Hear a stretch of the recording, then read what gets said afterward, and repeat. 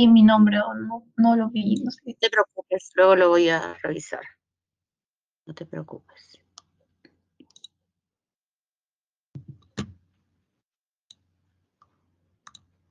Bueno, vamos a ver ahora el desarrollo del ojo y del oído y también del sistema tegumentario, para completar las clases que van a ser evaluadas en esta fase.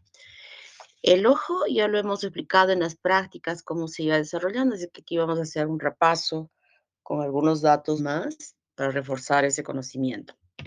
Había mencionado que en la formación de las tres vesículas iniciales del sistema nervioso central, es decir, prosencéfalo, mesencéfalo y romboencéfalo, es en ese estadio de prosencéfalo que se emiten estas evaginaciones a ambos extremos, formando las vesículas ópticas. Y luego en las divisiones posteriores del sistema nervioso en telencéfalo y en diencéfalo, a este nivel, iban a quedar a parar estas evaginaciones a nivel del diencéfalo. Entonces, estas vesículas están rodeadas de tejido nervioso, alojando un espacio en su parte interior, por eso se llama vesícula, que es una extensión del ventrículo. Luego, posteriormente, a los 26 días, esta vesícula va a sufrir una depresión en la parte distal de la vesícula, formando luego en este proceso una copa óptica. O sea, esta es vesícula y aquí va a llamarse copa óptica cuando el globito que estaba inflado de esta manera va a formar ahora por esta depresión como si nosotros pusiésemos un puño para presionar y se formase esta copa, formando una membrana externa y una membrana interna de la copa óptica. En la evolución, estas dos capas van a dar lugar a diferentes estructuras donde la externa se adelgaza y se pigmenta, formando la capa pigmentaria de la retina. Toda esa parte nerviosa va a formar la retina con una capa pigmentaria y la membrana interna de la copa óptica formará la capa sensorial, ¿no? Y de esa manera se forma lo que va a dar lugar luego a la retina del ojo, siempre con una conexión hacia el sistema nervioso central, como estamos visualizando aquí, que finalmente formará lo que va a ser el nervio óptico. En este proceso de depresión, diríamos, de esta vesícula, en realidad se va a hacer porque las células que están ubicadas aquí emiten señales moleculares para que el ectodermo suprayacente pueda invaginarse formando una pequeña hendidura que luego va a formar una vesícula, que es la vesícula del cristalino, que se independiza, se individualiza la vesícula, quedando atrapada dentro de este espacio de la copa óptica. Los extremos de este ectodermo prosiguen luego superficialmente sobre la vesícula que ahora ha quedado atrapada en el interior. Entonces, ¿cómo se diferencian estos procesos? Todo es inducción. Ya hemos hablado de la embriología molecular y hemos mencionado que todo este proceso molecular se va a dar justamente por la diferenciación de señales moleculares que van a ir modificando el comportamiento de las células que están próximas a ellas, ¿no? Y entonces habíamos visto que ese ectodermo formaba por inducción cordomesodérmica la placa neural y que esta placa neural, a partir de ella, se va a diferenciar justamente esta cresta neural y en relación al ojo, la vesícula óptica. Esta vesícula óptica que va a dar lugar a la copa óptica y esta copa óptica que será responsable de la formación de esta retina, la retina neural, ¿no? Y luego de esta misma formación estamos viendo a este espacio retiniano, interretiniano, que estaría formado inicialmente por una extensión del ventrículo y que externamente estaría formándose la capa pigmentaria y luego la capa sensorial internamente. Estas células ectodérmicas diferenciadas inducen a que las células de la cresta neural superficialmente puedan diferenciarse en la esclerótica y en la coroides, que son las capas externas al globo ocular, que se derivan de la cresta neural. Solamente la capa de la retina es que se va a derivar justamente de esta porción del tubo neural, específicamente de haberse formado. A su vez, esta retina, como había mencionado, superficialmente este ectodermo va a cubrir todo el tubo neural y este tubo neural formará el ectodermo, que va a diferenciarse en el cristalino, y que luego esta misma placa, a través de esta vesícula que yo había mencionado, formará ya la placa del cristalino y luego la vesícula del cristalino, que va a quedar incluida dentro de esta copa óptica. Y en el ectodermo, el futuro epitelio de la córnea, de la superficie de la córnea, es que se va a formar de este también del epitelio de la córnea, porque ya habíamos visto que la cresta neural formaba el estroma y el endotelio de la córnea, como había mencionado.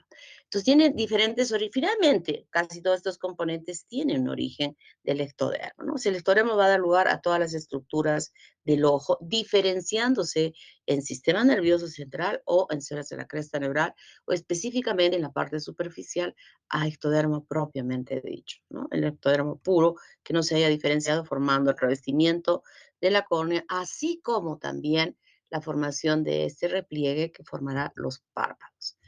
Entonces, cuando yo menciono y digo que este globito, que es la vesícula del ocular, de la vesícula óptica, que luego se va a deprimir en su parte distal para luego permitir justamente la formación de este cristalino, bueno, no solo sucede esto, ¿no?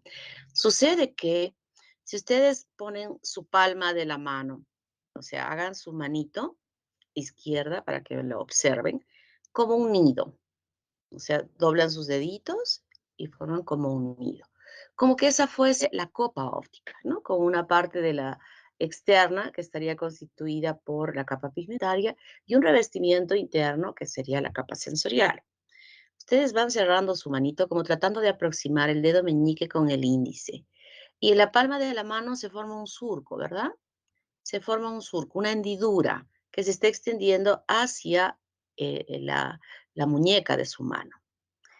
Este globito que en un principio estaba totalmente conformando una copa, en uno de los lados se deprime, es esta parte de aquí, que estaría formando como que se formase un surco entre el dedo meñique y el pulgar, y esta hendidura que se está viendo aquí en la palma de su mano y que se está extendiendo hacia la muñeca. Esta apertura que se ha hecho ahora en este globito se llama la fisura coroidea. Este lugar es muy importante porque si antes esta copa óptica solamente en toda la circunferencia de la copa estaba rodeada internamente de células provenientes del tubo neural, formando lo que va a ser la capa sensorial de la retina, ahora en uno de los extremos como que se ha abierto, permitiendo que este espacio de la copa pueda estar comunicándose hacia el exterior. Sí, me están entendiendo, ¿verdad? Me están siguiendo con su manito. Entonces, esta apertura que se da y que he dicho que es la fisura coroidea, va a permitir,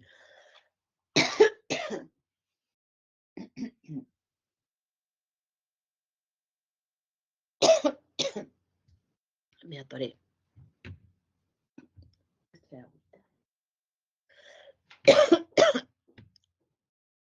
suelo atorarme con mi propia saliva.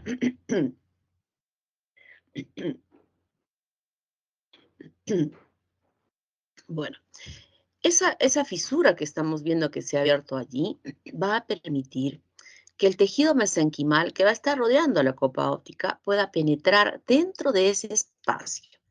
Dentro del espacio que se había ubicado, aquí estaba ocupando gran parte de ese espacio cristalino, pero había un espacio todavía en este lugar. Ese lugar entonces invadido por estas células mesenquimales que van a diferenciarse en el humor vítreo, esta gelatina que se forma en este espacio, además que va a diferenciarse en células angioblásticas que van a dar lugar a la formación de una red vascular importante que se proyecta desde un vaso principal, que es la arteria hialoidea, con múltiples ramificaciones que van a nutrir la parte interna de la capa sensorial, así como la parte, diríamos, de esta parte posterior de la vesícula del cristalino, ¿no? Y miren cómo se va ramificando, extendiéndose estas ramificaciones vasculares, incluso hasta la parte anterior, y todo este espacio va siendo reemplazado por esta gelatina proveniente de células que han ingresado y que están dando lugar a la formación de este tipo de estructura gelatinosa que va a estar rellenando esta cavidad en una forma sumamente importante.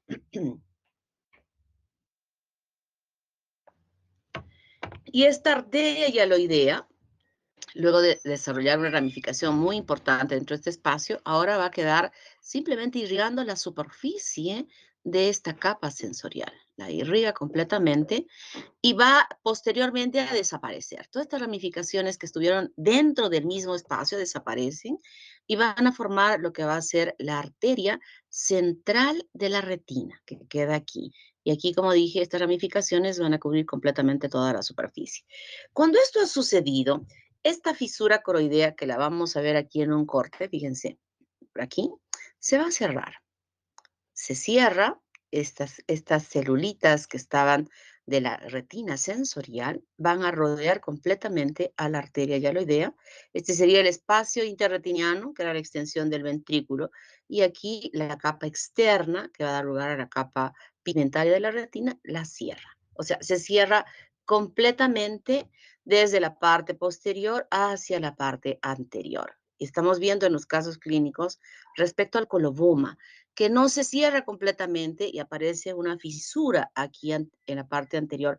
No solamente a veces la fisura coroidea va a ser observada a nivel del iris, sino también puede ser incluso hasta el párpado, como vamos a ver ahora.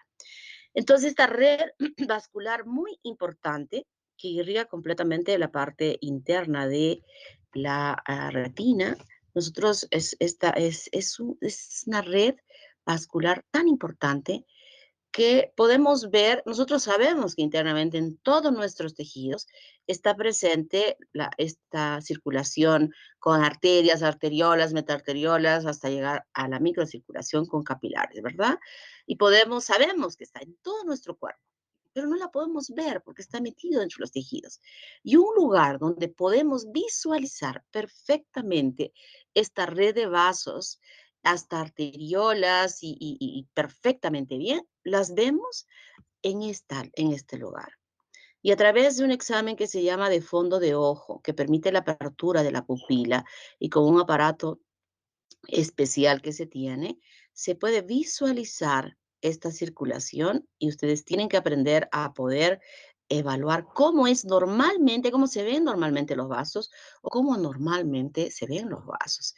Y esto es de mucha utilidad para los médicos, internistas sobre todo, el hacer esta evaluación que la saben, igual que el oftalmólogo, ¿eh? Y ustedes tienen que adquirir esa capacidad de poder distinguir los diferentes grados de daño que pueden estar sufriendo ya esos vasos en relación a enfermedades como por ejemplo la diabetes o la hipertensión arterial. Esa disfunción endotelial. Ustedes saben lo que es la disfunción endotelial, ¿no? Se los han explicado en histología.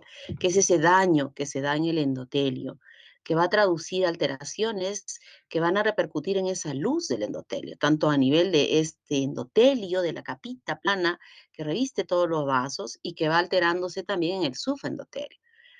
El daño de esta parte de nuestro cuerpo es la que va a dar lugar pues a todas las enfermedades en general, ¿no?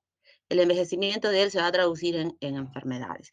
Entonces, esa característica de daño, para poder hacer un diagnóstico, lo visualizamos aquí, en esta red de vasitos que se ramifica la arteria central de la retina y que lo podemos visualizar de esa manera. Y habíamos visto que la capa de la coroides, que es la capa vascular, y la capa externa, están formadas por o derivadas estas celulitas de la cresta neural. Esta es la fisura, miren cómo se va cerrando. Inicialmente se abrió y cómo se va cerrando y se va a cerrar hasta aquí, completa y es el cristalino, ¿no? Se va a cerrar esta fisura coroidea. Espero que me hayan entendido lo que he explicado. Y en ese cierre envuelve ahora a la arteria central de la retina. La misma explicación, aquí está la fisura coroidea, la capa sensorial, el espacio interretiniano y la capa pigmentaria y cómo se va formando la vesícula internamente. Y cuando esta se cierra, miren, cuando esta fisura coroidea se va cerrando, va quedando atrapado y adentro a la arteria hialoidea derivada del mesénquima externo que se pudo introducir dentro de este espacio. Esto es lo real cómo se forma esta gruesa capa porque al final este es tejido nervioso, ¿no? Es una extensión del tejido nervioso. Y ustedes saben que se ensanchaba, pero esta parte se adelgaza para formar esta capa pigmentaria que hemos visto. En cambio, la capa sensorial sí la podemos ver y a veces es difícil distinguir del resto del tejido nervioso del tubo neural. Pero nos ayuda a decir esto es ojo y no se le ve telencéfalo en las laminitas que tenemos por la presencia de esta línea negra que ya se ha diferenciado la capa pigmentaria. Y aquí podemos ir viendo cómo se va formando aquí el cristalino, ¿no? Entonces, la esclerótica y la coroide se forma aquí superficialmente, provenientes de las células de una diferenciación de las células de la cresta neural. Aquí habían diferenciado, ¿no? Esta es la membrana externa de la copa óptica que va a derivarse en la capa pigmentaria. Y esta es la capa interna de la copa óptica. Y este sería el espacio interretiniano. Aquí ya se ha diferenciado perfectamente bien cristalino y sobre él se está diferenciando la córnea.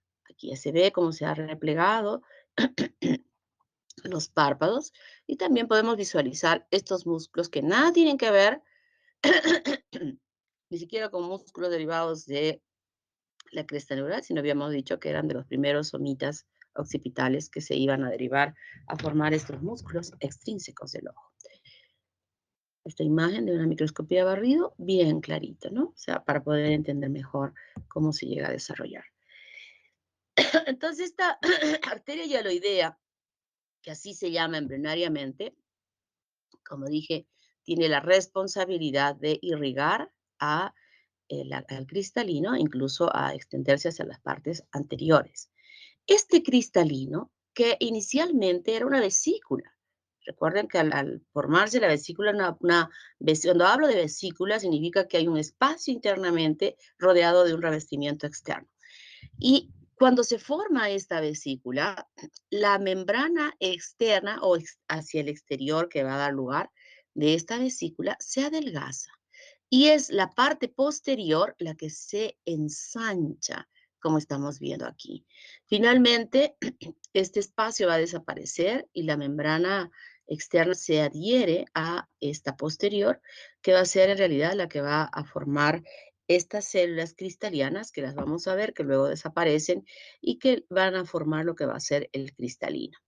Este cristalino suspendido por la zónula de zinc, que son estos ligamentos que están en toditita la circunferencia de la pastillita del cristalino, en toda la circunferencia, están suspendidas estas zónulas de zinc directamente al cuerpo ciliar. Ahora lo vamos a ver mejor, ¿no?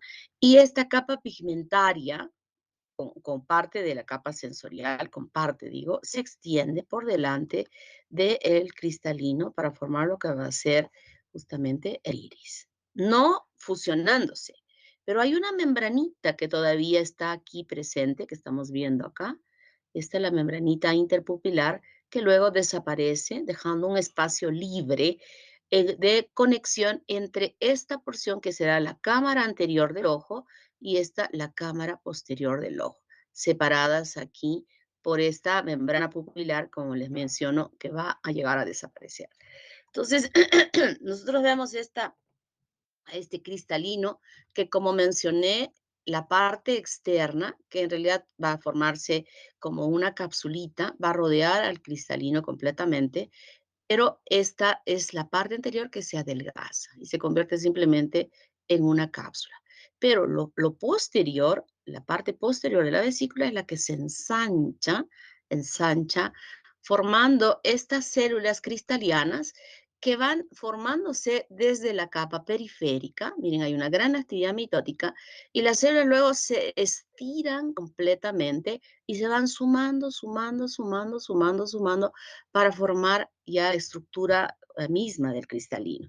En el centro hay un núcleo donde están como más pegadas las células, van a perder su núcleo y se van a conformar luego en lo que se llaman las fibras cristalianas.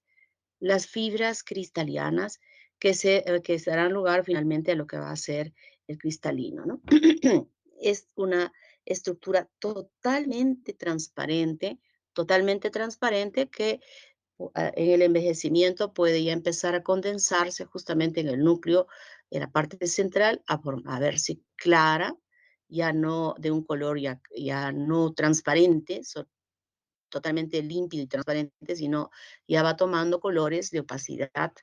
Y conforme uno va envejeciendo, se va acentuando más, y va a formarse lo que se llaman las cataratas. Pero podría ser también que se llegue a dañar en una infección específicamente por la rubiola. La retina, que podemos ver, esta es la parte periférica de la retina y esta es la parte central, ¿no? O sea, son las capitas que ustedes han estudiado en fisiología y también en neuroanatomía y también en histología, donde decíamos que la capa de los conos y los bastones se encuentran en la parte posterior. A ver, ¿quién me dice? ¿Quién recuerda para qué sirve esta capa de los conos y bastones? Son los Para captar la luz, para son los captar luz, fotorreceptores que van a captar la luz. diferenciar entre objetos en luz y noche. No escuché nada. Para captar la luz son los fotorreceptores que van a Para captar a los fotorreceptores. A ver, ¿quiénes dijeron eso? Jacqueline Paz, Germano Bando. Camila Bedregal, Germano Bando. Germán. Yanela, doctora. Camila Bedregal, Jacqueline Paz, doctora. Diego A ver, Medina. esperen. Germán Obando, Camila Bedregal, Naira Jacqueline Yanela. Paz, Victoria Pari. Mayra Quispe, ¿no? Naira Yanela Quispe. Mayra Quispe, Mayra Quispe, Adriana Romero, Fernanda López. Adriana Romero. Adora Jacqueline Paz, Beatriz. doctora. No, mira, es que si todas hablan al mismo tiempo no voy a poder, no escucho. He escuchado a Obando, a Camila Bedregal, a Mayra Quispe, a Adriana Romero. Fernanda López. López. Disculpe, es Naira Quispe también con N. Mayra y Naira. Sí. Tercera, Doctora es Adriana Herrera. Reyes. ¿Adriana qué? Herrera. Herrera. ¿Fernanda qué? ¿Fernanda qué? López. Y ya está. Jacqueline Paz también. También. Chara, doctora. Victoria Pari, doctora. Victoria. Victoria es de la E, ¿no? Sí, doctora. Ya, a ver, me tiene que decir, si hay alguien de la E que haya participado, me tiene que decir de quién, de qué sección es. Yo también, doctora. Soy de la E. ¿Quién? doctora. Jacqueline Paz. ¿Quién es? Jacqueline Paz Lucero también es de la E. ¿Lucero qué? Alvarado Reyes. ¿También de la E? No soy de De la D, ya. Bueno, ya. Ya no más. Ya no más. Ya no voy a preguntar porque muchos responden. Quiero que respondan por cada pregunta solo 2 personas. Miren cuánto tiempo pierdo en estar anotando. Ya, participación del día acabada. Bueno, entonces, por lo visto sí han estudiado esta parte bien. Lo que me interesa de que repasen, porque les puedo preguntar en el examen. Lo que me interesa es que veamos esta parte más interna de la capa de de la retina, que está formada por estas células ganglionares que emiten sus extensiones aquí superficialmente. Ustedes cuando vean otra vez el ojo, aún para repasar, van a ver que esta partecita se ve, mientras esto se ve bastante intenso por los núcleos de la célula, por las células mismas, perdón, rosado intenso, aquí lo van a ver clarito. Y esto clarito son las extensiones de las células ganglionares que en conjunto van a salir, así van a venir acá, y se van a meter a formar, también hay láminas donde vemos claramente, a formar lo que va a ser el nervio óptico, ¿ya? Esa capa ganglionar que es la que se encuentra internamente. Habíamos visto que en la parte anterior de esta copa óptica se forma el cuerpo ciliar o proceso ciliar, que tiene como unas hendiduras, ¿verdad? Y las habíamos reconocido justamente por esta capita pigmentaria que se evidenciaba mejor y que se extiende hacia la parte anterior para formar lo que va a ser el iris. Este es el cristalino que ya lo hemos visto. Y dentro de esta estructura que se va formando, por fuera se desarrollan músculos. Unos músculos que son los músculos ciliares, que serán los a quienes estén conectados esta zónula de zinc que habíamos visto, que eran como unas hebras finitas en toda la circunferencia que sostienen el cristalino. Y dentro de estos músculos ciliares es cuando estos se contraigan, al contraerse van a tirar estos hilitos, estos filamentos, y van a hacer que se aplane el cristalino. O al relajarse, van a hacer que el cristalino se ensanche. Y eso va a modificar justamente la visión, ¿no? Que nosotros veamos de cerca o de lejos, se debe justamente a la acomodación del cristalino para permitirnos ver correctamente, lo que ustedes lo hacen perfectamente bien. Las personas mayores ya tenemos el cristalino medio rígido y ya, a pesar de que el músculo puede estar funcionando, ya no tenemos tanto esa capacidad. Por eso tenemos una visión no normal, no buena, y tenemos que usar lentes para poder lograr observar bien, ¿no? Con estos lentes que ahora tenemos los multifocales, que podemos ver a lo lejos, a lo cerca, a cualquier distancia, es nuestro cristalino. Yo digo siempre que el lente multifocal es el cristalino del ojo porque acomoda perfectamente la visión. A su vez, también hay músculos que están aquí en la misma pupila, que formarán lo que va a ser el esfínter de la pupila o el dilatador de la pupila. Ustedes saben que la pupila también se abre o se cierra de acuerdo a la intensidad de la luz del entorno, porque la luz es dañina para los ojos, nos daña, específicamente daña la retina. Entonces, este es un diafragma interesante que va cerrando, aperturando, cerrando. Ustedes saben que cuando estamos en la oscuridad se abre bien para que podamos ver mejor, y cuando estamos en el sol se cierra más, ¿no? Por eso es que, sobre todo aquí en Arequipa, que tenemos una luz tan intensa con el sol, no por moda, no por monería, que algunas personas dicen que cuando ven a una persona usando gafas, lo hacen porque, por gracioso. No, no es gracioso. En Arequipa, así como debemos usar el bloqueador solar como forma de rutina, o sea, no que cuando voy a ir a la playa me voy a echar, no. Acá en Arequipa la incidencia del cáncer de piel es tremenda, así como tenemos que usar bloqueador en la piel, igualmente debemos usar gafas para el sol cuando salimos a la calle, porque la radiación es demasiado intensa y que daña nuestra visión. Entonces, miren, aquí está justamente estos ligamentos o zónula de zinc que están sosteniendo periféricamente al cristalino. Y en esta parte nosotros tenemos las células que revisten esta parte posterior de la cámara posterior, van a filtrar de la circulación sanguínea un líquido transparente que es el humor acuoso, que circula perfectamente por estos espacios y van a ser desaguados, van a ser filtrados a través de este conducto que está también en toditita la circunferencia, que se drena a este conducto, que es el canal de Schlemm, S-H-L-E-M, Schlemm, que permite que esta circulación mantenga que el tono del ojo esté perfecto. Esta gelatina no se recambia, la que está ubicada aquí atrás, se mantiene por siempre. Donde sí se recambia permanentemente es este líquido que circula aquí y que mantiene ese tono de esa presión del ojo adecuadamente.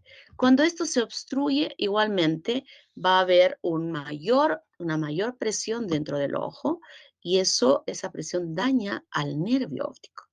Y esta alteración se llama glaucoma. Hay familias que tienen tendencia a desarrollar esto, así como también hay niños que pueden nacer con este problema del glaucoma. Entonces, ¿qué malformaciones podemos ver en el ojo? Lo que había ahí explicado en algún momento de la holoprosencefalia, donde los ojitos no tienen este límite por el proceso frontonasal para su avance desde la parte lateral, y luego, como no ha llegado a desarrollarse el proceso frontonasal, los dos ojitos se juntan aquí y hablamos de la ciclopía. Y tardíamente llega el proceso frontonasal y forma esta estructura que se llama proboscis. Entonces hay ciclopía con prosbosis. Se forma como una trompita, aquel tejido que iba a desarrollar en formar las fosas nasales y específicamente la nariz. Es un niño cíclope, no se ve aquí prosbosis en este pequeñito. Cataratas bilaterales congénitas. Fíjense, este niño ha debido sufrir rubéola y ha ocasionado este daño a este nivel. Aniridia. No ha desarrollado perfectamente bien el iris, ¿no? Este es un niñito que es imposible que pueda estar en el sol o afuera para que pueda ver porque no tiene esa posibilidad de proteger su retina. Entonces es gente que tiene que estar en la oscuridad o usar lentes sumamente oscuros para poder proteger sus ojos. Este es el coloboma, la ausencia o falla o cierre incompleto de la fisura coroidea que deja a veces abierto así o aquí un poco más grande. Aquí no solo hay coloboma, sino también se ve al cristalino totalmente opacificado, ¿no? Totalmente opacificado. Como les decía hace un momento, no solamente puede afectar al iris, sino puede haber también un coloboma de párpado.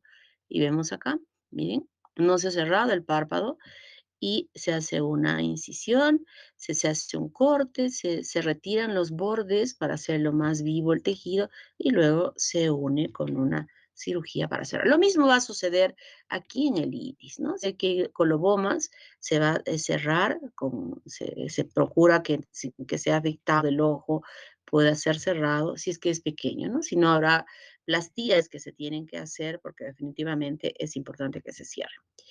Y puede haber, recuerden que les dije aquí, adelante del cristalino, como uniendo el iris, hay una membranita que debe desaparecer, pero a veces no. Y no permite, al estar fija esta membranita, no permite que la pupila pueda dilatarse o cerrarse, o sea, está fija. Y cuando se hace un estudio mayor, se puede observar a esta membranita que está aquí. Esta es una cirugía bastante simple porque lo único que se va a hacer es recortar los bordes y se quita la membranita y los músculos pueden actuar normalmente. El glaucoma, esto es lo grave también, ¿no? En realidad todo lo concerniente al ojo que puede repercutir en la pérdida de la visión es grave, pero este es uno de los bastante graves, como vemos aquí. Este es el ojo normal y miren cómo la presión que está habiendo dentro de ese ojo está incluso separando a la esclerótica, que era blanca, la va separando y está evidenciándose aquí la capa pigmentaria del ojo. O sea, como que está destrozando esta parte. Y esto definitivamente no hay otra solución que retirar el globo ocular. Se tiene que retirar, hacer una enucleación del globo ocular. Este ojo jamás va a recuperar la visión, o sea, ya está perdida la visión. Y hay que retirarla, porque este crecimiento puede hacer que las células internas de ese ojo puedan expresarse al sistema inmunitario. Y así como había mencionado que el testículo era un órgano que no era reconocido, estos tubos seminíferos no eran reconocidos por el sistema de defensa a través de estos vasos que están ahí en el intersticio, y que esa barrera hematotesticular era muy importante para proteger a las células de las gónadas. Igualmente aquí en el ojo, seguramente ya se los han explicado en inmunología, es otro órgano que queda aislado del sistema inmunitario, no lo conoce. Pero cuando hay esta situación como esta, por ejemplo, podría hacerse reconocido por ese sistema inmune. Entonces, los anticuerpos que se van a producir podrían no solamente destruir esto, porque no lo conoce, y ustedes saben que los anticuerpos se producen contra algo que no conoce y va ozonizando para que luego pueda ser fagocitado. Entonces, como llega ya a conocer aquí, también va a llegar a conocer o a reconocer esto como desconocido, el otro ojito. Y esos anticuerpos van a destruir al ojo bueno. Por eso es que en situaciones cuando hay gravedad, se tiene que retirar el ojo para que no sea afectado el ojo que esté saludable. Y claro, tenemos que reemplazar ese ojo por prótesis porque si no, esta alteración puede repercutir en que no haya un buen desarrollo de la fascia. O sea, va a crecer en forma, diríamos, a, ¿cómo se dice? Así, me viene la palabra sincrónico, asincrónico, lo que hacemos en las clases, cuando está mal una parte deformada y la otra, cuando no están igualitos, ¿cómo se dice? Asimétrico. Asimetría. Asimétrico, asimétrico. Muy bien, gracias por la ayuda. Asimétrico. Bueno, en un adulto no habría problema porque ya desarrolló completamente su cara, ¿no? Pero en los niños no. O sea, que están desarrollando sus estructuras de su hueso, el hueso malar se aplana. Entonces es necesario que se quite. Miren, y se ponen prótesis. Los que hacen estas prótesis son unos artistas. Porque si es que, bueno, en este caso, por ejemplo, que definitivamente los dos ojos hay una noftalmia de los dos ojitos, entonces este señor le han puesto prótesis. ¿No? Cuando se quita el ojo, siempre se deja el músculo. O sea, se retira los músculos extrínsecos del ojo, se cortan en su inserción bien pegadito a la parte de la esclerótica del ojo. Entonces se dejan estos músculos ahí en la cavidad y qué interesante es porque los mueven. O sea, el ojito, cuando la orden va dada, el ojito protésico los van desplazando y muchas veces ni uno se percata de que realmente es un ojo protésico el que esté en uno de esos ojos, porque es una pelotita totalmente de un material totalmente ajeno a nuestro cuerpo, pero se pega ese globito dentro de a estos músculos y puede movilizarlos. Miren, este ojito también se tiene que retirar. Ya perdió la visión, ¿no? Si no enfoca perfectamente, pierde la visión y le cambian. Igual acá, ¿qué diferencia hay? No hay. Le toma una foto y hace el dibujo, lo pinta de tan perfecto con las estrías dentro del ojito para que ni siquiera uno distinga que realmente haya habido aquí algo, ¿no? Entonces, cuando se es niño, es importante que se esté recambiando la prótesis de acuerdo al tamaño de la carita, porque esa prótesis va a permitir que los huesos que están externos a él desarrollen perfectamente bien y no haya asimetría. En el adulto también se le va quitando, miren, si que hay por alguna razón ese ojo está de esta manera, se le cambia el ojo, ¿no? Se pone, miren, ¿quién va a pensar que es? Y como les dije, aquí ya hablamos de hipoplasias, ¿no? Aquí de microoftalmías, ojos pequeñitos. ¿Quién va a pensar que no? Porque se mueve el ojo, se mueve. Generalmente esto ya por estética que se tiene que colocar. Miren cómo le ha arreglado este ojito en la hipoplasia del mismo color. Entonces, de esa manera, vuelvo a repetir, en los niños es importante que se tenga que hacer estos recambios a lo largo de su crecimiento hasta que es adulto que ya no va a necesitar ser recambiado. Ahora vamos a ver el desarrollo del oído. ¿Alguna pregunta? ¿Alguna hasta acá? Bueno, el oído, como también ya lo hemos estado explicando, parte en las prácticas, tiene un origen ectodérmico, mesodérmico en relación a los arcos faringeos y endodérmico en relación a las bolsas faringeas. El oído externo está conformado por el pabellón auricular y por el conducto auditivo externo. El oído medio, integrado por esta gran cavidad donde va a estar ocupada por estos huesecillos, y también por la membrana timpánica, que en realidad es la que va a separar el oído externo del oído medio. Y el oído interno, que forma el utrículo, el sáculo, la cóclea, los canales semicirculares y el conducto endolinfático. Entonces, ¿cómo se forma el oído externo? ¿Cómo se forma el oído externo? Se forma de 6 montículos que se diferencian de los arcos faringeos. Aquí hay un error. El primero, segundo y tercero se va a formar a partir del primer arco faringeo y el cuarto, quinto y sexto del segundo arco faringeo. Y como vemos aquí los colorcitos, cómo van diferenciándose para formar la estructura de esa oreja. Si nosotros empezamos a ver la oreja, a verla, ¿qué es esta cosa que se eleva acá? Luego hay una depresión para acá y luego se apertura al conducto auditivo con elevaciones y depresiones. Todo eso tiene una función importante que es la de captar los sonidos para permitir mejor el ingreso dentro del oído, del conducto del canal del oído externo, ¿no? Entonces se forman a partir de estos montículos de los arcos faringeos que van a desarrollar finalmente lo que va a ser el pabellón de la oreja. El conducto auditivo externo se forma del primer surco faríngeo, que ya lo habíamos visto, ¿verdad? Todo ello revestido de ectodermo, que en la parte más profunda se va a encontrar con la parte más profunda de la primera bolsa faríngea para formar lo que va a ser la membrana timpánica o primera membrana faríngea que dará lugar a la membrana timpánica. Y había mencionado que habían dos lugares donde el ectodermo y el endodermo no eran separados por el mesodermo, pero en este caso sí. A pesar de que es una membrana tan finita, sí está la capita del ectodermo y entre ella y el endodermo se encuentran células mesodérmicas que van a formar un tejido un tanto fibroso en esta membranita que le va a dar cierta firmeza a esta membranita. Es verdad que es móvil, se va a mover por los sonidos y ese desplazamiento de la membrana va a mover los huesecillos que están internamente para facilitar de esa manera la audición, ¿no? Entonces así se forma la membrana timpánica.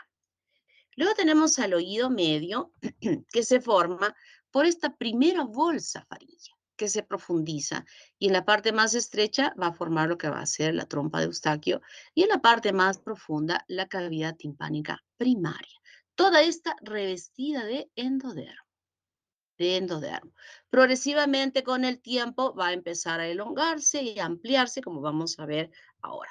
Y además, conforman este oído medio estos huesecillos, que los habíamos estudiado también, que el yunque y el martillo se derivaban del primer arco faríngeo y el estribo del segundo arco faríngeo, que inicialmente están incluidos dentro de un mesénquima que los mantienen ahí hasta que finalmente todo este mesénquima desaparece y va dejando libre a los huesecillos para que unidos puedan sujetarse, pegarse a las estructuras tanto de la membrana timpánica en relación al martillo y también el estribo en relación al oído interno.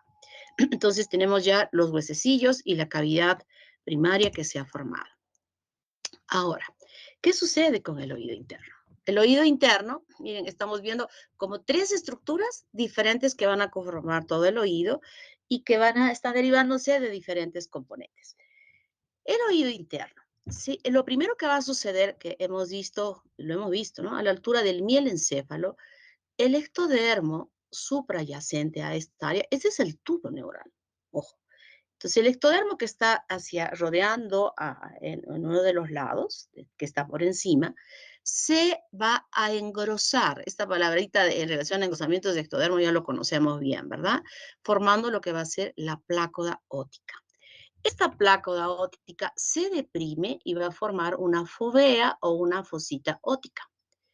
Esta fosita óptica luego va a cerrarse y formar una vesícula óptica, que nosotros eso lo hemos visto en las prácticas, que tenía justo este aspecto como una gotita, ¿verdad? Como una gotita, tenía la forma de una gotita.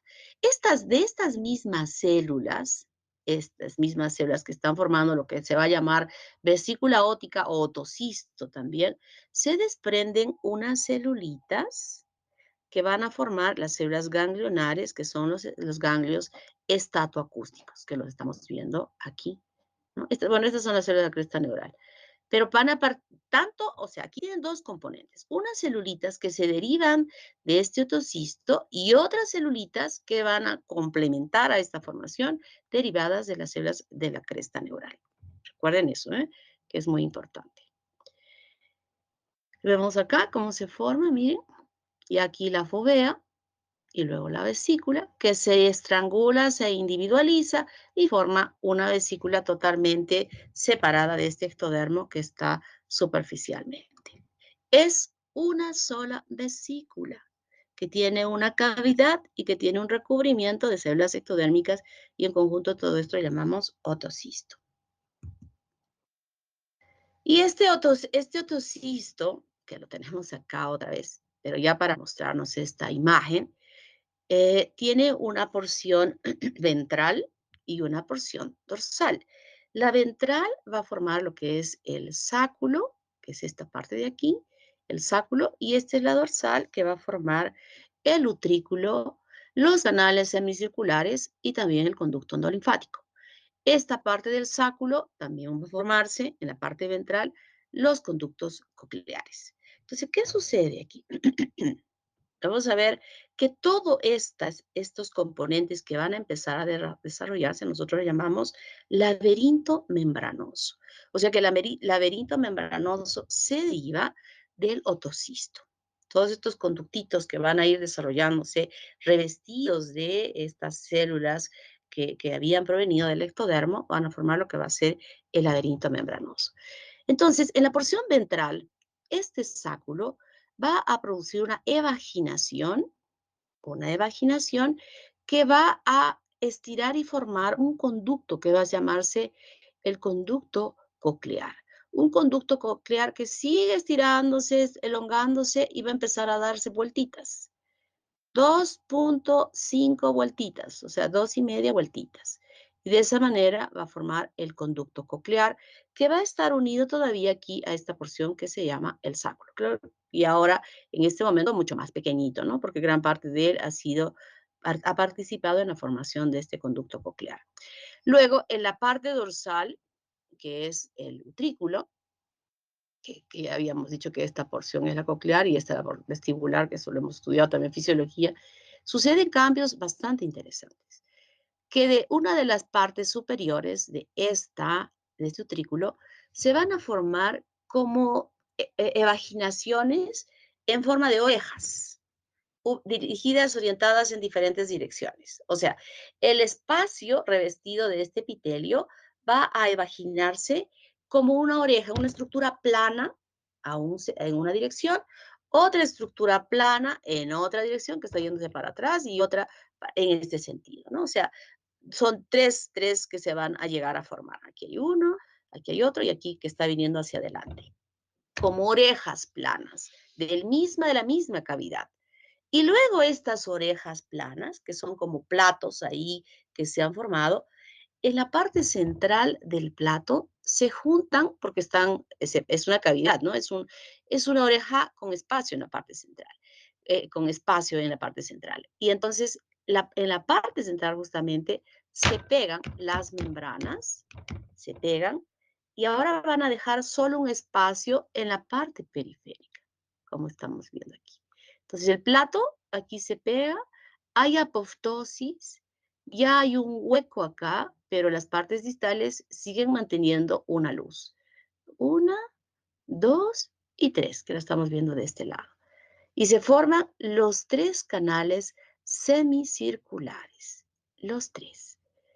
Y además se produce otra evaginación, que es la formación del saco endolinfático, que va yendo como un tubito hacia la parte superior.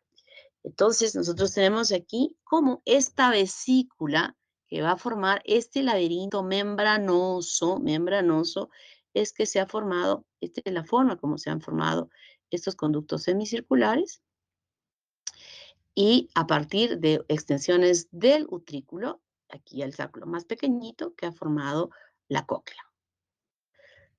Y estos canales semicirculares, cuando en uno de los extremos, diríamos, de conexión, justamente van a formar estas ampollas, ¿no? Las ampollas que son muy importantes en relación al equilibrio. Esta es la parte que va a estar en relación al equilibrio, justo por eso están ubicadas estas en diferentes direcciones, para que nosotros podamos mantenernos de acuerdo a la sensibilidad que emita estas conexiones, que estemos bien paraditos, ¿verdad? Cuando esto se altera, definitivamente la gente tiene lo que se llama la laberintitis, que tiende a caerse, que tiende a tener náuseas, tener vómitos, porque hay una alteración del equilibrio cuando hay una inflamación a ese nivel. Entonces, ya maduro, ya desarrollado, podemos distinguir claramente aquí al conducto coclear, que está conectado ya por un conductito bastante pequeñito hacia el sáculo, por este conductito, que es, ¿cómo se llama este conductito? De Hensen. De Hensen. Ya, las dos primeras que me han dicho. A ver, ¿quiénes son? Irina Bermejo. Bien, Karen Irina. Pérez.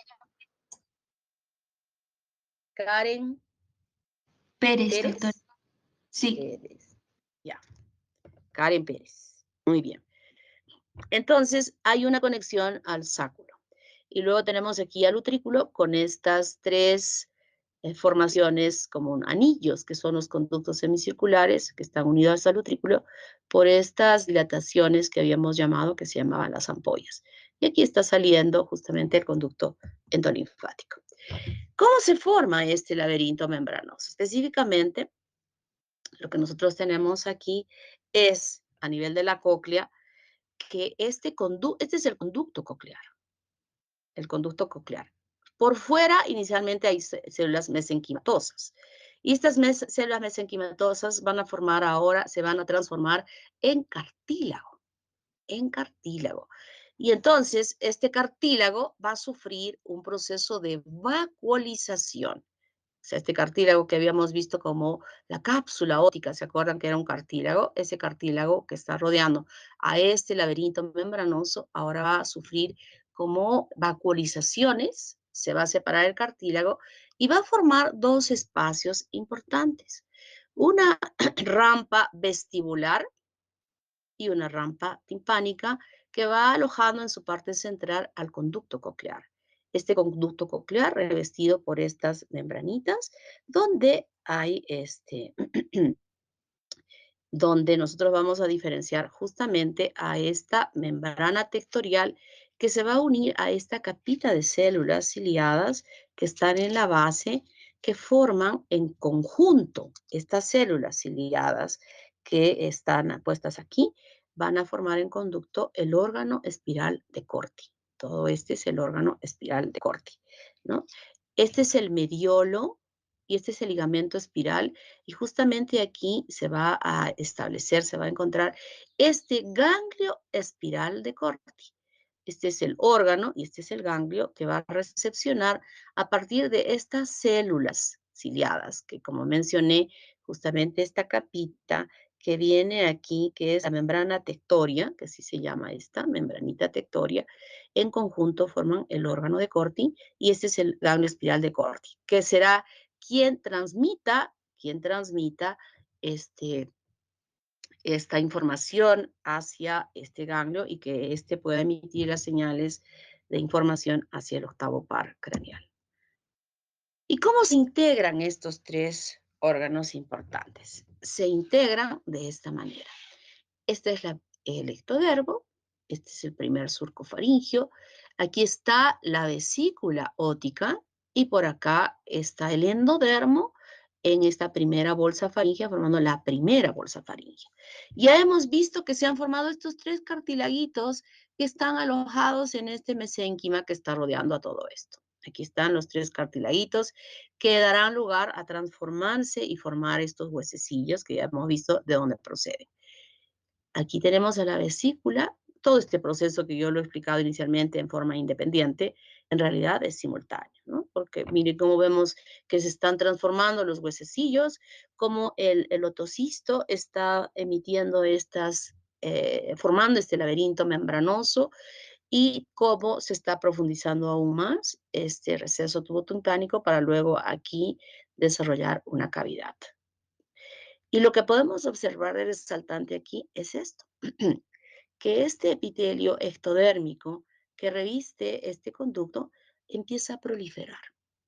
Empieza a proliferar para formar justo el meato o tapón auditivo, que también se llama así, y que va a rellenar este espacio. Se está formando, pero ya no como un conducto propio, sino como una masa de tejido. Y eso es bien importante para que se mantenga en un diámetro correcto todo este conducto, porque por el crecimiento podría ser, y eso es lo que vamos a ver cuando veamos conductos, como por ejemplo el tubo digestivo, que sabemos que es hueco, pero en un momento toda esa luz del intestino está totalmente ocupado por células. ¿Y eso para qué? Para que ese tubo digestivo mantenga una uniformidad en toda su extensión.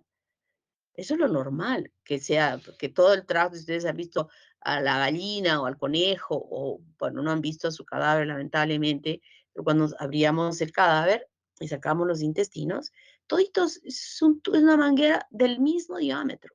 Y eso se garantiza en que se mantenga este diámetro justamente por la proliferación de células hacia el interior, como sucede aquí, ¿no? Primero va a llenarse todo este tapón meatal y luego va a haber apoptosis y se vuelve a recanalizar esto. Pero lo que quiero que resaltemos en este momento es este crecimiento. Y hemos visto en un caso clínico, o lo van a ver, que puede haber falla de la audición cuando esto no se llega a reabsorber, que debe reabsorberse. Miren, el tapón ya está más grueso, como vemos acá, ocupando un gran espacio. Ahora, el tejido que estuvo rodeando el mesénquima, que estuvo rodeando a estos cartílagos que se han diferenciado en estos huesecillos, se reabsorbe. Hay destrucción del tejido y deja libre, en un espacio libre, aquí no se nota, pero que deja como en una cavidad libre, a estos 3 huesecillos, los deja libres. Y el endodermo que se ha metido empieza a rodear superficialmente a todos estos huesecillos en esta cara y también por el otro lado. O sea, las celulitis van proliferando y va envolviendo a estos huesecillos y va a revestir completamente a esta cavidad que les había dicho, este tejido mesenquimal que desaparece, se lisa y deja una cavidad y va rodeándola completamente, permitiendo ahora que en esa cavidad estén suspendidos estos 3 huesecillos. Una parte del martillo pegada a la membrana timpánica y la otra parte del estribo pegada a esta ventana oval que habíamos conocido también, ¿no? Y aquí está la membrana, gran parte de la membrana timpánica está simplemente libre, conectada a este espacio importante para las transmisiones, en este sentido serán las transmisiones de la audición, las que permitan luego movilizar a estos huesecillos y permitir la transmisión hacia la parte posterior. Y aquí vemos que justamente la ventana oval va a estar conectada a la porción del utrículo, ¿verdad? Aquí el utrículo, esta partecita del utrículo y del sáculo más que nada en esta parte. Porque aquí ya hemos visto cómo este conducto, miren cómo están los platos, ¿ve? Así, y en la parte central hay apoptosis y deja luego una cavidad que estamos viendo aquí, pero aquí se mantiene el conducto de estos canales semicirculares perfectamente bien.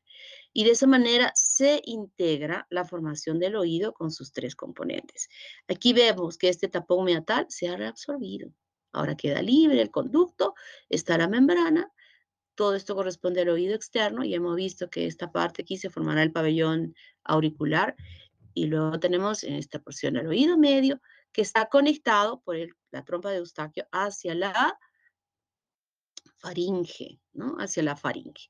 Y más profundamente el oído interno que se ha derivado de oído del otocisto. Aquí quiero que entendamos.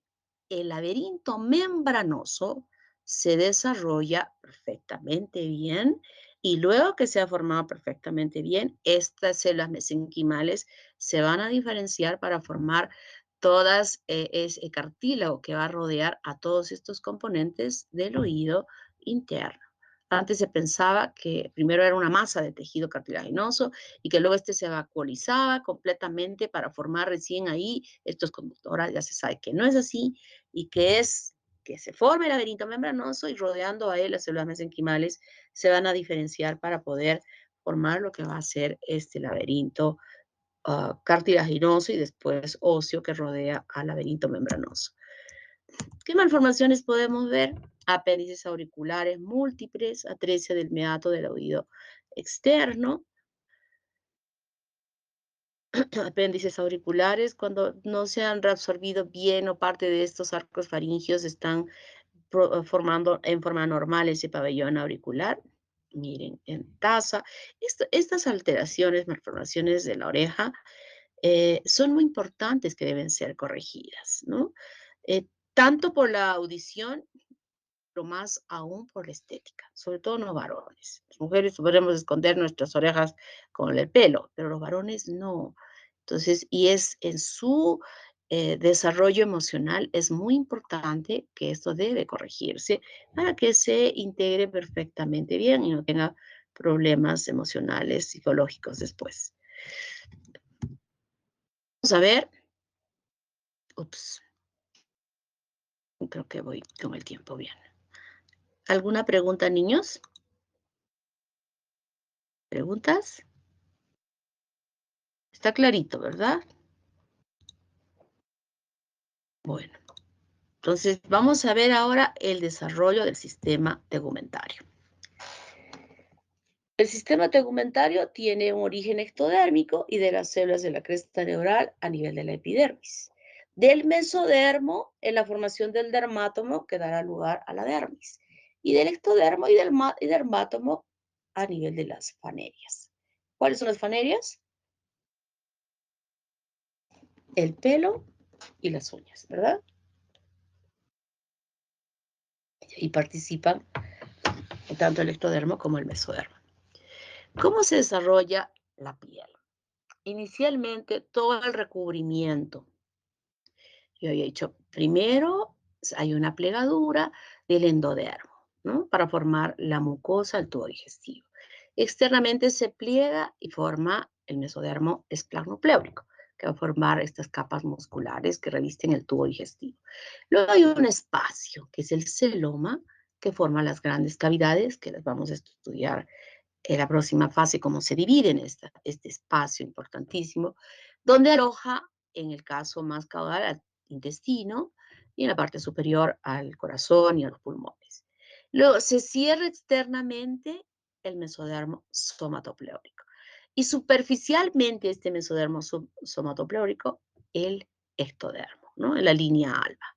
Entonces al principio es una capita de ectodermo que revise completamente toda la superficie de nuestro cuerpo. Luego esta capita empieza a proliferar y va a formar lo que se llaman las células peridérmicas. Estas ya no solamente van a ser dos capitas, sino se empieza a estratificarse. Las peridérmicas siempre van a quedar más superficiales y estas, las más profundas, serán en realidad las responsables de seguir dividiéndose y va a formarse ya una capita intermedia. Las más superficiales ya empiezan a desprenderse, las peridérmicas. Y estas peridérmicas justamente, más en realidad la exfoliación natural de este epitelio que se va desarrollando, nosotros podemos encontrarlo aún dentro de ese líquido amniótico en la cavidad uterina. Se ensancha más por las multiplicaciones celulares, incrementando en una forma muy importante la capa intermedia y ahora estas capas más superficiales, cuando se forma ya en una forma más madura, empieza ya a formar la capa córnea. Esto lo han estudiado también en histología perfectamente bien, ¿no? Aquí está el peridermo y este peridermo luego ya en una piel madura vemos las diferencias de esta capa. El estrato germinativo, muy importante. La célula del melanocito que ha migrado de esas células de la cresta neural a toda la superficie del cuerpo para formar la melanina que va a ser captada por estas células. ¿Recuerdan? ¿De qué color se veía el melanocito? ¿Marrón? Marrón. No tiene color. Esa, no tiene color. ¿Quién eres? Juliana Guay. ¿Quién eres? Juliana Guayua. Perfecto, Juliana. Así. Tú sí te has dado cuenta, ¿no? De que el melanocito es una célula blanca entre las demás celulitas basales. Vayan a ver su libro de histología y van a corroborar lo que Juliana y yo les estamos diciendo en este momento. No tiene color. Es blanca, transparente. Y está alternando entre estas capitas del estrato germinativo. Claro que la pigmentación que va liberando va siendo atrapada por estas células que van a dar el color a la piel. Luego que se ha formado esto, forma un estrato espinoso que en realidad se llama así por ya la preparación de la lámina, ¿verdad? Cuando se deseca un poco, que las uniones celulares se separan, pero hay estos puentecitos que normalmente ese estrato espinoso no se llegan a visualizar en el tejido vivo, sino en la preparación. Luego viene el estrato granuloso, el lúcido y el górneo, aquí superficialmente. Estas capitas de las células van diferenciándose progresivamente a lo largo, ya desde la etapa embrionaria y fetal. Cuando el niño nace, claro que nace con una piel bellísima, finísima, suavecita. La piel de un bebé, pues, es una piel tan bonita. Si nosotros tocamos la piel del bebé y tocamos nuestra piel, decimos, uy, qué gran diferencia, ¿verdad? Pero que luego esa, diríamos, aspereza en nuestra piel que podemos tener o sentir, se debe a esto, ¿no? A la gruesa capa córnea que pueda tener. Y entonces, estas células ectodérmicas que van a dar lugar a esa epidermis de la piel, epidermis, el ectodermo solo da lugar a la epidermis. Luego hemos visto que en ese mesodermo somítico, específicamente, que se divide en dermátomo, miótomo y esclerótomo, esa porción del dermátomo, igual que el resto de celulitas ectodérmicas que cubren toda la superficie, igualmente estas celulitas se van a desplazar para ubicarse completamente debajo de esta capa del ectodermo, para formar la dermis de la piel. O sea, la piel no solamente tiene epidermis, sino tiene la capa dérmica. Y va a cubrir perfectamente bien como una almohadilla por debajo del ectodermo y sobre los músculos que van a estar ahí diferenciándose en los diferentes componentes de este tejido de la dermis, ¿verdad?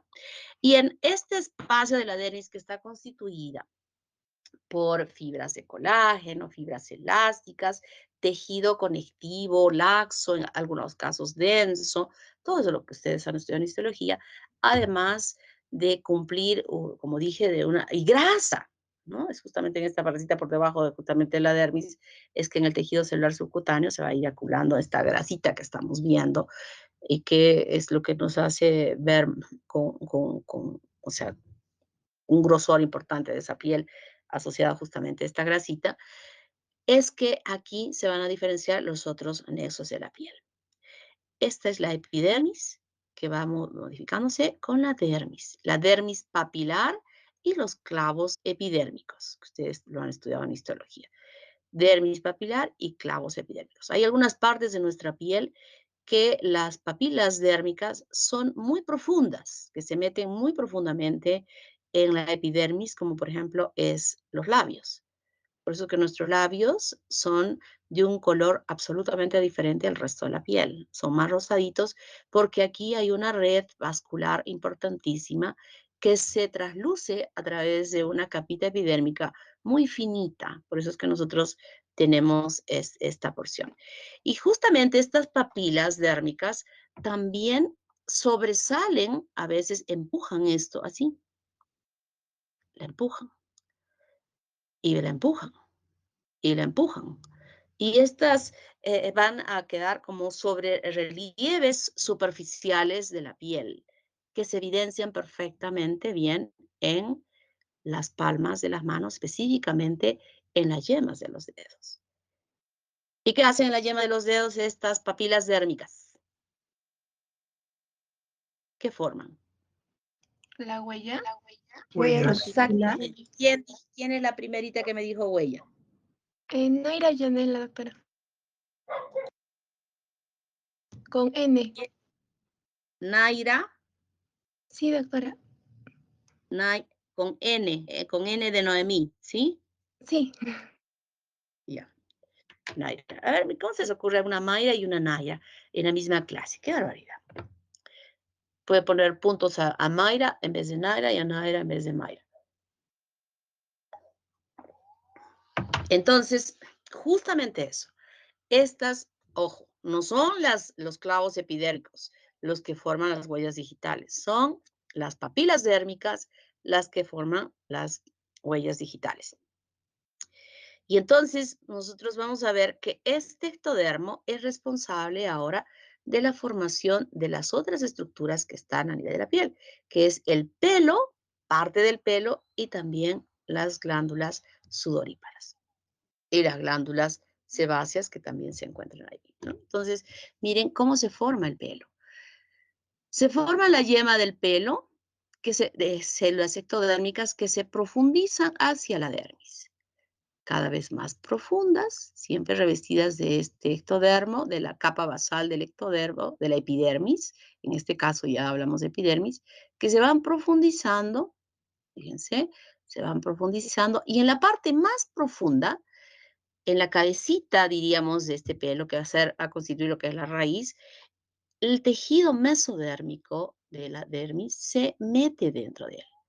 formando lo que va a ser la papila del pelo. Muy importante, porque justamente aquí se meterán vasos sanguíneos que van a nutrir a todas estas células que van a diferenciarse en lo que va a ser el pelo, ¿no? Miren.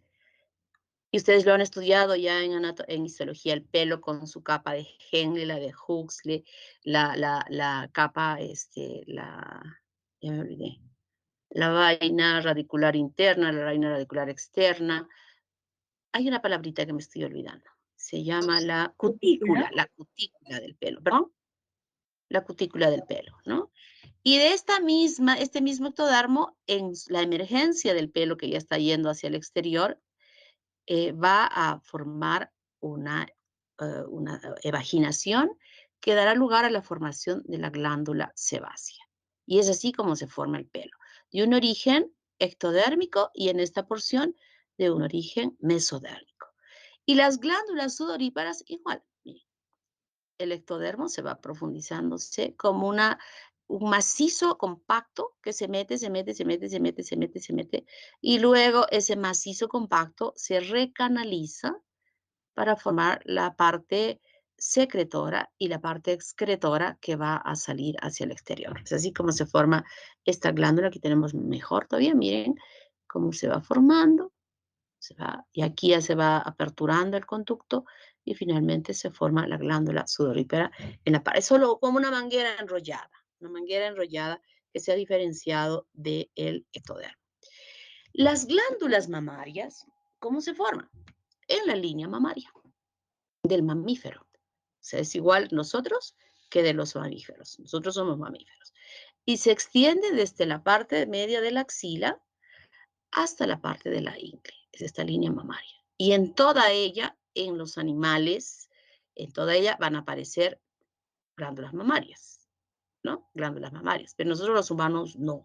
Solamente hay 2 puntos donde se van a desarrollar estas glándulas mamarias, que igualmente es una yema ectodérmica que se profundiza y que luego se va formando como lóbulos, ramificándose en múltiples lóbulos. Fíjense cómo va ramificándose.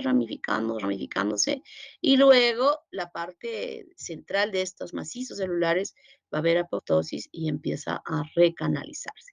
Se recanaliza dejando áreas importantes de secreción, a diferenciarse en células productoras de secreción, específicamente la leche, y que luego van a tener sus conductos ya de evacuación hasta que finalmente se junten para formar los conductos galactóforos, ¿verdad? Pero acá hay algo interesante. Cuando vemos esta depresión, al principio se forma esta depresión, ¿no? O sea, aquí está esta partecita más externa y se forma como una fuvea a la cual va saliendo estos conductos galactóforos. Pero progresivamente, todavía cuando se nace, si ustedes ven a un bebé, varón o mujer recién nacido, en esta partecita le vemos una depresión en la parte del pezón, no hacia afuera.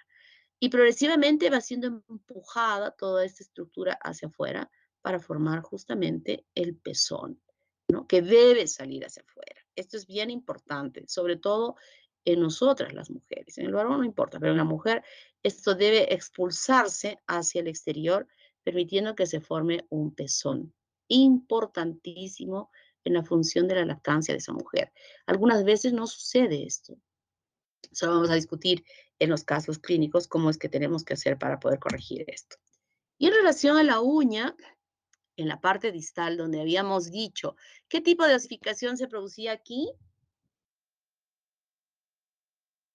Endocondral. Metaplásica. Ya, ¿quién dijo metaplásica? Adara Reategui, doctora. Andrea Reategui. Adara, doctora. ¿Qué? Adara. Ay, Es un nombre un poco raro. ¿por qué te ponen nombres raros? Reategui. Exactamente. Exactamente, ¿no? Entonces aquí lo que sucede es una osificación metaplásica. Ya habíamos explicado qué significaba esto. Y sobre ella, en la parte más distal, desde un núcleo central que le llamamos nosotros la raíz, empieza a modificarse el ectodermo para formar lo que va a ser justamente la uña, ¿no? sobre el tejido que va a diferenciarse en tejido óseo, hay este tejido mesodérmico. Pero es justamente el ectodermo que se ha colocado en este ángulo quien va a ser responsable de la formación de una lámina que va desarrollándose sobre este lecho unguial, que es tejido mesodérmico, y que va sumándose hacia él.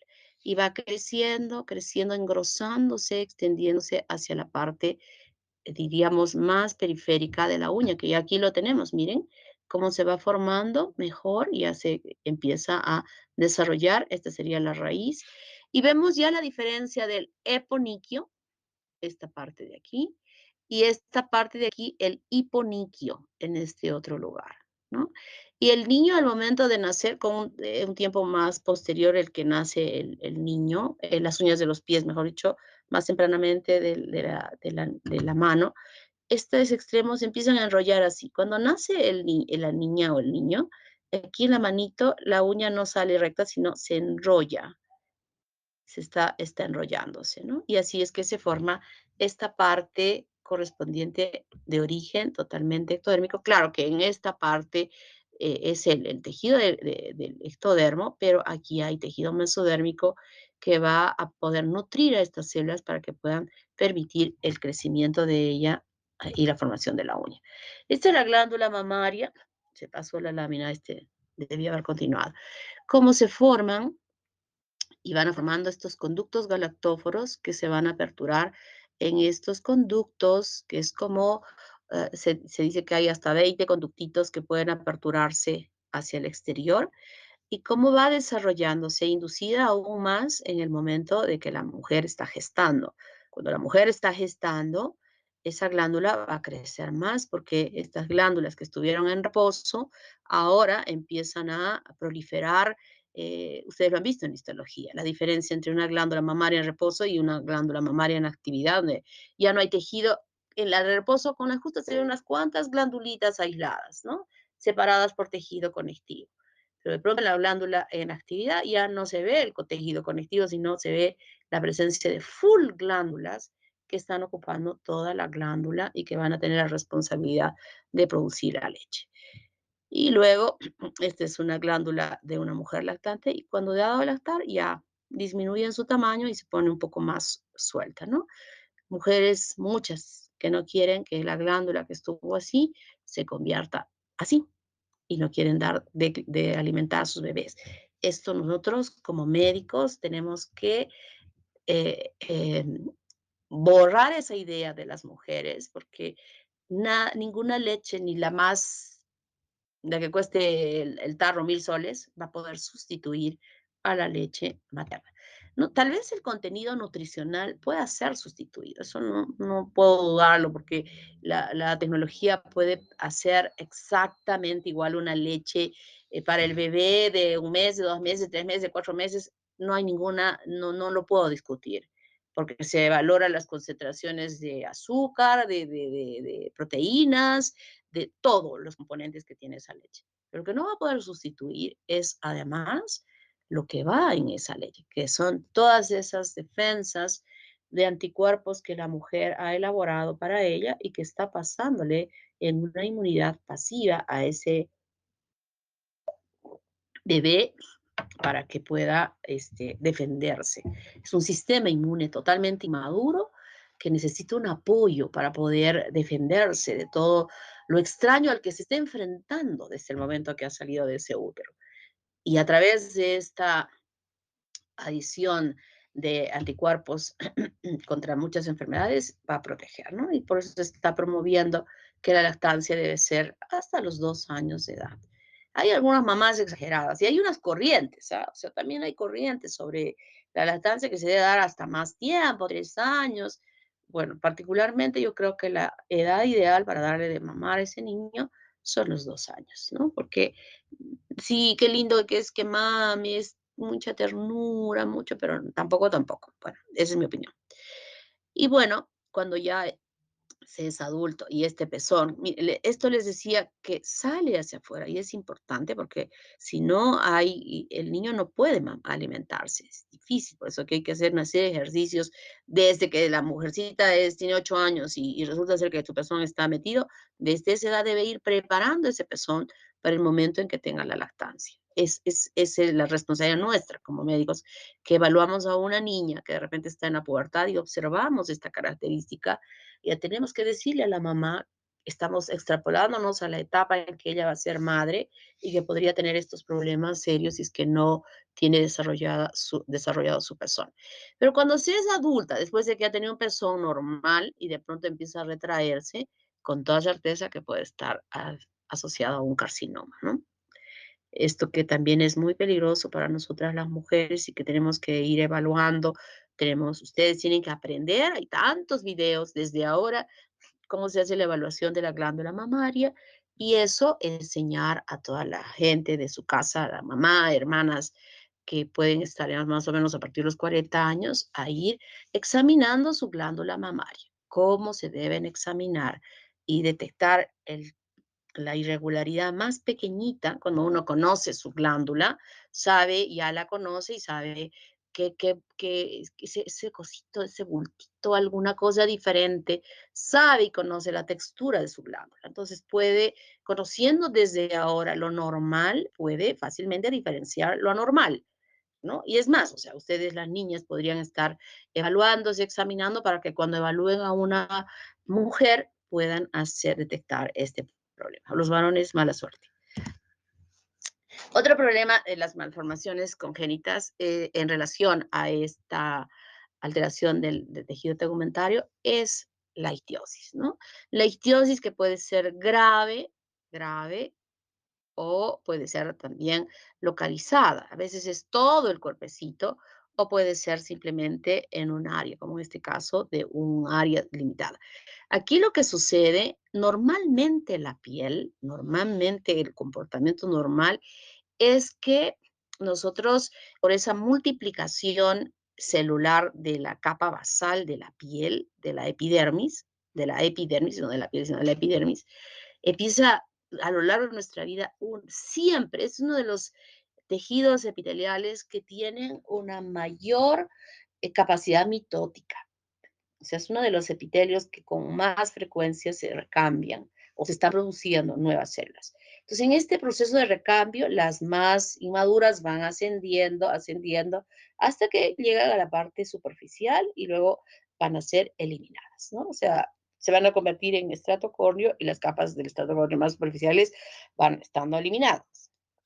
Es lo que suele suceder. Y cuando nos bañamos y pasamos nuestro estropajo ahí sobre la piel o sobre estas telas que hay unas bien especiales, nos sacan toda esa capita superficial, ¿no? Tampoco es bueno que se estén raspando y con piedra pómez por todo el cuerpo. No, porque ahí lo que va a suceder es que hay estas glandulitas sebáceas que hemos visto están produciendo una secreción grasa que cubre la piel y que es importante para esa piel. Primero que la lubrica y cambia el pH de esa superficie para la población bacteriana que normalmente se encuentra allí.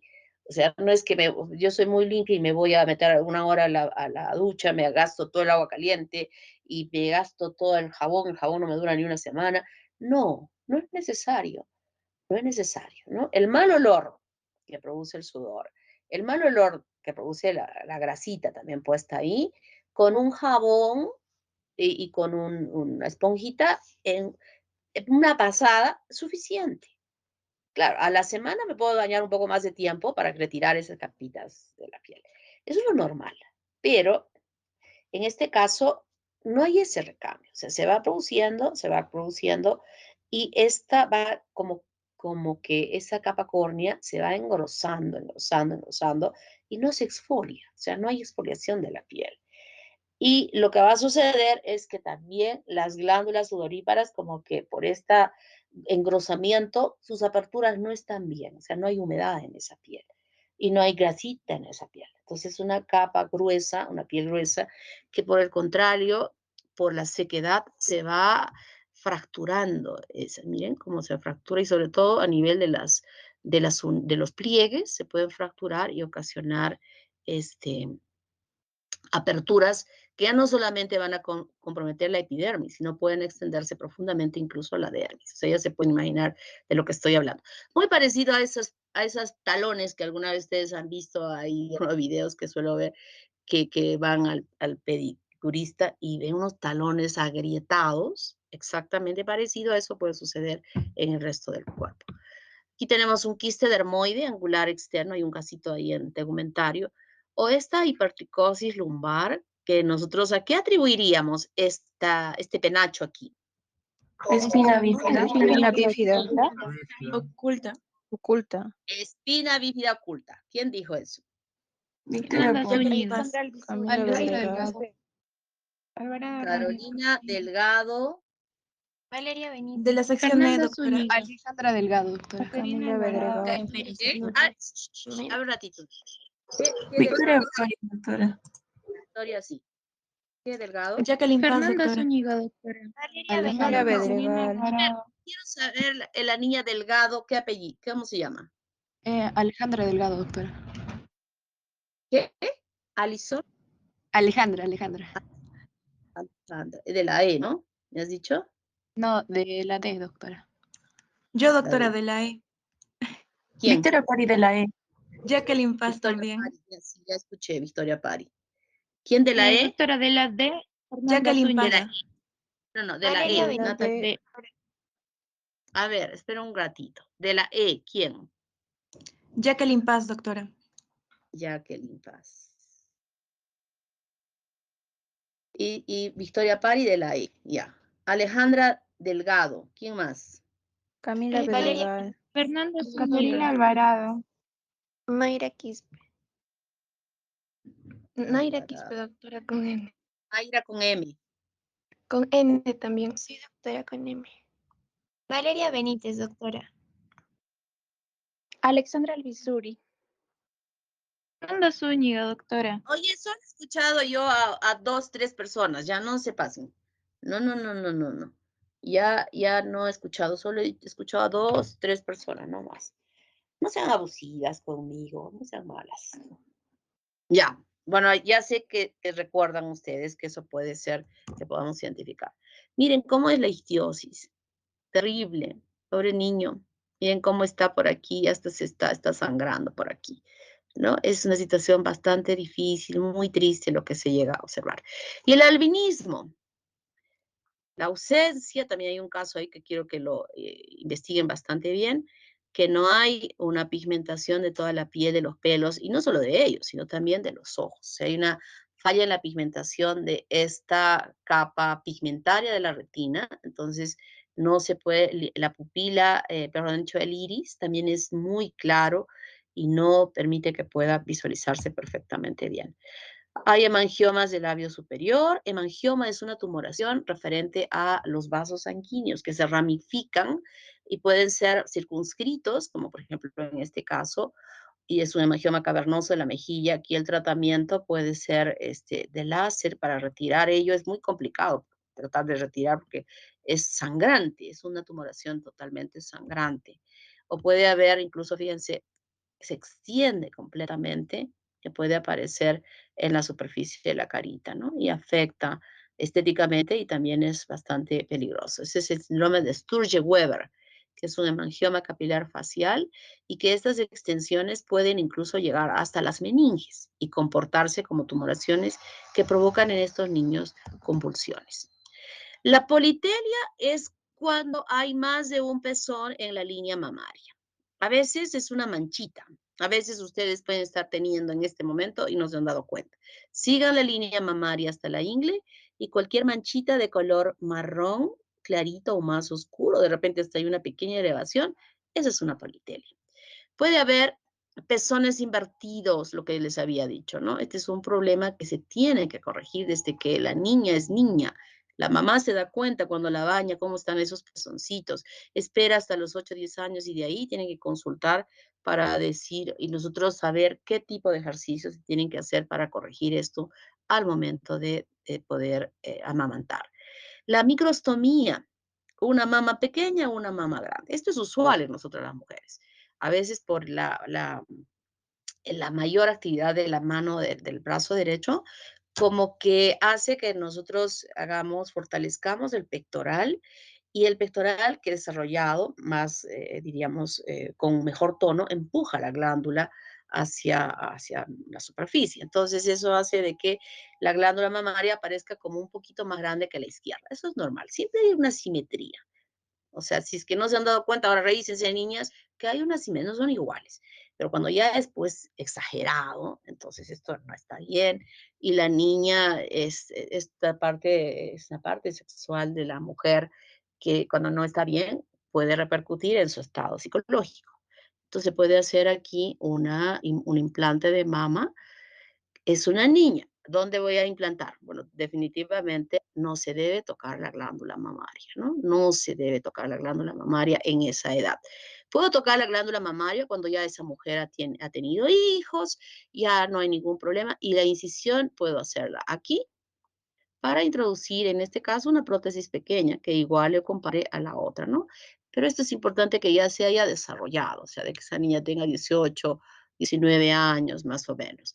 Pero antes no es conveniente. Entonces, aquí cuando es ya mayor, todas estas señoras mayores que se hacen los implantes mamarios, se hace generalmente un corte aquí en la areola y por allí se introduce la prótesis.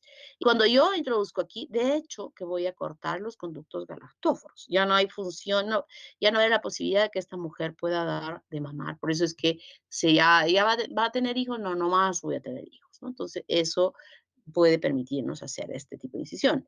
Otra que se hace sin tocar la glándula mamaria, que sería lo que correspondería a una más joven, es hacer la incisión por aquí y meter la prótesis por detrás de la glándula, por detrás de la glándula. Otra incisión que se hace, que es, digamos, una de las mejor estéticas, es que en una de las líneas que normalmente se forman aquí en la axila, se hace la incisión por ahí, y también la prótesis se mete por detrás del pectoral, ¿no? Entonces, eleva la glándula, tiene la textura normal de la glándula. Aquí no aparenta que hubiese prótesis y nada, ¿no? Lo ideal es lo estético y lo que realmente puede ser normal, ¿no? O sea, eso es importante porque tampoco es que puedan ponerse prótesis enormes que luego van a producir problemas a nivel de la columna vertebral. Y lo otro que se emplea, que no se hace mucho esa técnica acá en nuestro país, es, a ver acá, introducir aquí en el ombligo, se hace un cortecito en el ombligo y con un dispositivo especial se abre un caminito debajo de la piel, todo con laparoscopio, mirando, a ver, esquivando vasos, se va avanzando, se abre un conducto por acá y a través de ese mismo dispositivo se coloca detrás de la glándula mamaria es como una bolsita, que es lo mejor de las prótesis. O sea, la de silicona puede ocasionar reacciones alérgicas que alteran el sistema inmune en las personas, en las mujeres. Yo he visto muchísimos casos. Y ahora lo que es ideal es que esa prótesis tenga un contenido de suero salino especial, son bolsas especiales, ¿no? Entonces, esta se coloca ahí, con ese mismo aparatito se separa, se diseca para aperturarle un espacio detrás de la glándula, se coloca la bolsita y luego por ese mismo conducto se llena de líquido. Se llena de líquido en el volumen que se quiera, ¿no? Y luego se sutura. Entonces aquí esta glándula mamaria tiene la textura normal del tejido, de la piel, del tejido subcutáneo, de la estructura de la glándula. Por aquí no hay ninguna incisión, ni por aquí, ni por aquí. ¿Y quién se fija en el ombligo? Nadie se fija en el ombligo. O sea que puede aparentar que es absolutamente natural, que es lo que se quiere con la prótesis, ¿no? Que haya naturalidad en el... A ver, un segundito, ¿me permiten, por favor? Gerardo. Sí, dime. ¿Qué? ¿Ya?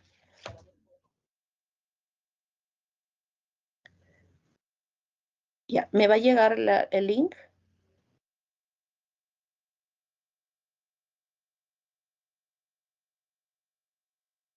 No, yo quiero el link, no puedo ir. Todavía estoy dolorida con la rodilla, no puedo. Ya, perfecto. Perfecto, ya, gracias. Gracias, ya, está bien. Chacha. Ay, Dios mío. Reunión, reunión, reunión, reunión y reunión. Esto es lo trágico. Entonces decía que lo ideal es que se busque siempre en estas prótesis lo natural.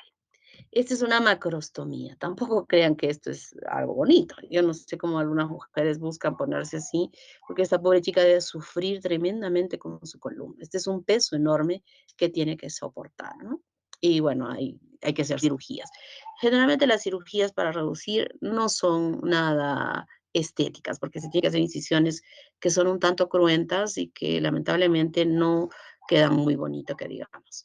La ginecomastia es el desarrollo de la glándula en los chicos, ¿no? En los chicos que en lo largo de la pubertad empieza a desarrollar la glándula, que muchas veces es normal, y que luego baja, ¿no? Desaparece, pero algunas veces no desaparece y es necesario hacer una cirugía de estas glándulas mamarias en los chicos. Eso también les crea muchos problemas de complejo, ¿no? Chicos que están en la playa con sus polos, incómodos y como siempre la crueldad de los otros chicos que los empiezan a fastidiar, a molestar y eso repercute en su desarrollo psicológico. Entonces es importante retirar y tiene que retirarse. ¿Por qué? Porque si es que se mantiene, hay una mayor incidencia de desarrollo de cáncer mamario en el varón que tiene ginecomastia comparativamente a las mujeres. Por eso es que se tiene que retirar, se tiene que retirar. Recuerdo que cuando estuve haciendo mi rotación de la especialidad en el INEN en Lima, vi 2 glandulitas en la mesa, o sea, ya habían operado, pero en patología estaban las 2 glandulitas chiquitas y con cáncer. Yo decía, qué pena, una persona, todavía no había leído de quién era, y eran pues dos mamás pequeñas y las 2 tenían cáncer. Y cuando voy a ver el nombre, era de un varón. O sea, era un varón y el varón tenía como 45 años. O sea, se mantuvo sus glándulas y desarrolló el cáncer en las 2, o sea, ni siquiera en una. Las 2 glandulitas estaban con cáncer en la gineco. Bueno, ¿alguna pregunta que puedan tener? ¿Preguntitas?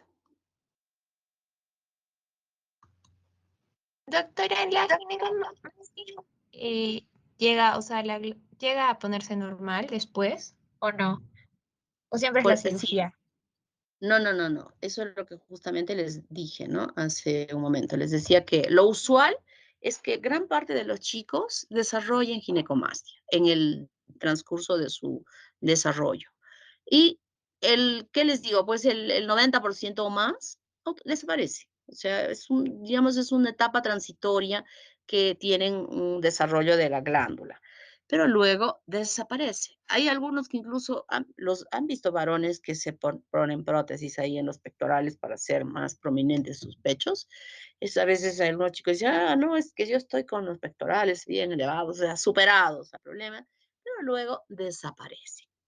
Pero hay situaciones en que no desaparece y en esos casos sí se tiene que recurrir a la cirugía para quitar esa glándula mamaria que es la que está haciendo que haya prominencia en los pechos de ese varón. Gracias, doctora.